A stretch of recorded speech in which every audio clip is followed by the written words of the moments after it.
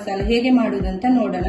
ಅದಕ್ಕೆ ಬೇಕಾಗುವಂತ ಸಾಮಗ್ರಿಗಳು: ಮೊದಲಿಗೆ 200 ಗ್ರಾಂ ಅಷ್ಟು ಪನ್ನೀರ್, ಮತ್ತೆ ಅರಿಶಿನ ಪುಡಿ, ಮೆಣಸಿನ ಪುಡಿ, ಉಪ್ಪು, 2 ಟೊಮೆಟೊ, 3 ಈರುಳ್ಳಿ, ಗರಂ ಮಸಾಲ ಪುಡಿ, ತುಪ್ಪ, ಮೆಣಸಿನಕಾಯಿ ಮತ್ತೆ ಗೋಡಂಬಿ ಸ್ವಲ್ಪ, ಬೆಳ್ಳುಳ್ಳಿ ಶುಂಠಿ ಪೇಸ್ಟ್, ಸ್ವಲ್ಪ ಕೊತ್ತಂಬರಿ ಸೊಪ್ಪು, ಮತ್ತೆ ಸ್ವಲ್ಪ ಹಾಲಿನ ಕಿಣಿ. ಕಡಾಯಿಯಲ್ಲಿ 2 ಚಮಚ ತುಪ್ಪ ಹಾಕೊಳ್ಳೋಣ.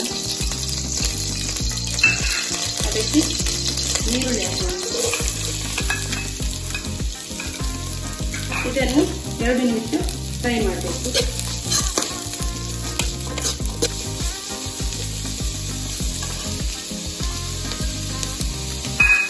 ಇದಕ್ಕೆ ಸ್ವಲ್ಪ ಉಪ್ಪು ಹಾಕೊಳ್ಳಿ.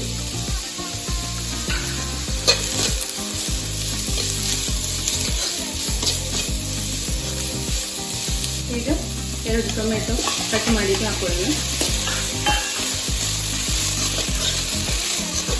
ಇದಕ್ಕೆ ಗೋಡಂಬಿ ಹಾಕೊಳ್ಬೇಕು. ಅಂದ್ರೆ ಇದು ಪೇಸ್ಟ್ ಮಾಡ್ಲಿಕ್ಕೆ ಉಂಟು. ಈಗ ಜಸ್ಟ್ ಫ್ರೈ ಮಾಡಿ ಮತ್ತೆ ಪೇಸ್ಟ್ ಮಾಡೋದು.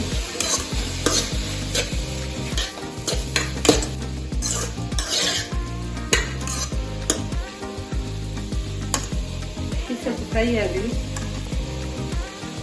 ಈಗ ಇದು ಸಣ್ಣಗಾದ ಮೇಲೆ ಗ್ಯಾಸ್ ಬಂದ್ ಮಾಡಿ ಮಿಕ್ಸಿಗೆ ಹಾಕಿ ರುಬ್ಬೇಕಿದ್ದಾನೆ.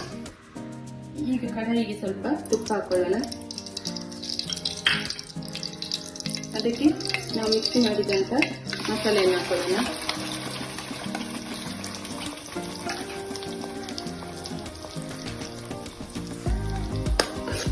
ಇದನ್ನು ಫ್ರೈ ಮಾಡಬೇಕು ಸ್ವಲ್ಪ, ಒಂದು 2-3 ನಿಮಿಷ. ಅದು ಹಸಿ ವಾಸನೆ ಎಲ್ಲ ಹೋಗ್ಬೇಕು.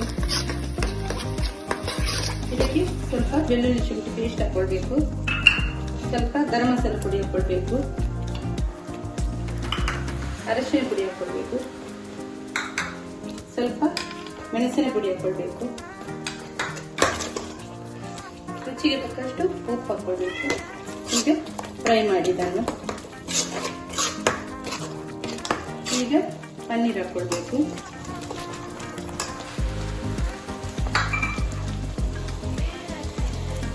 ಹಸಿಮೆಣಸಿನಕಾಯಿ ಸ್ವಲ್ಪ ಹಾಕೊಳ್ಬೇಕು.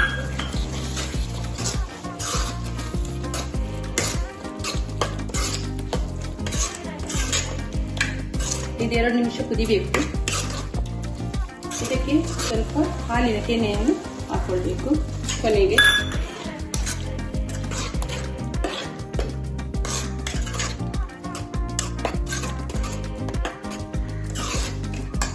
ಮತ್ತೆ ಸ್ವಲ್ಪ ಕೊತ್ತಂಬರಿ ಸೊಪ್ಪು ಹಾಕೊಳ್ಳಿ.